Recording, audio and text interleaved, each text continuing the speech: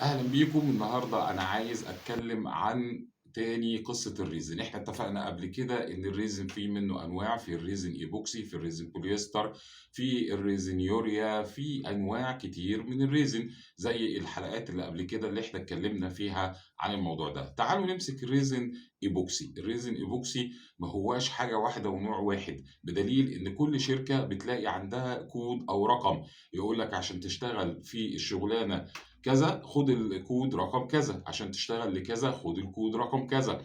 هل هو خام؟ هل هو فيه سولفنت؟ طب السولفنت كام في المية؟ أسئلة كتيرة وحاجات كتيرة جوه موضوع قصة الريزن ايبوكسي.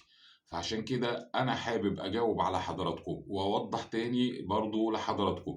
الموضوع مش موضوع إن أنا أجيب حاجة اسمها ايبوكسي فاشتغل بيها فتطلع معايا الشغل 10/10 في أي حاجة. كل حاجة وليها شغلانتها. كمان في معلومة لقيتها شيعة قوي وناس كتير قوي عمالة تتكلم عليها، وبعض الإخوة عملوا عنها فيديوهات ودي حاجة برضو في منتهى الغرابة اللي في الدنيا. يعني إيه أجيب صفائح بوليستر وأحطها في الشمس لمدة شهر أو شهرين فتتحول من ريزن بوليستر إلى ريزن إيبوكسي؟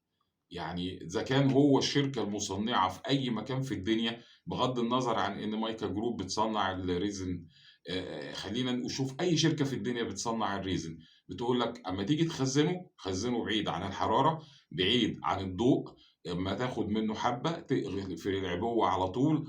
يعني في تعليمات اللي هي حضرتك لما تيجي تاخد النشرات الفنية بتشوف كده التخزين شروطه بتكون عاملة ازاي للمنتج. فازاي يكون من اهم الشروط ان انا ما احطوش في حرارة ولا احطه جنب الشمس، واجي اقول ده انا لو جبت الصفيحة بتاعة البوليستر او البرميل بتاع البوليستر وسبته في الشمس في حرارة شهر 7 وشهر 8، الشمس تضرب فيه الشهرين دول هيتحول سبحان الله من ريزن بوليستر إلى ريزن إيبوكسي.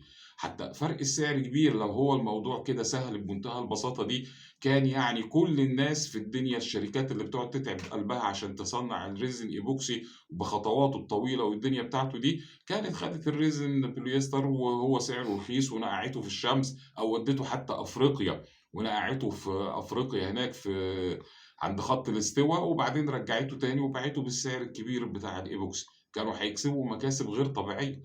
فيا جماعة لما ناخد أي معلومة يعني أرجو إن إحنا نفكر فيها شوية ونستوعبها ونشوف هل المعلومة دي فعلا مفيدة ولا المعلومة دي ممكن تضرنا.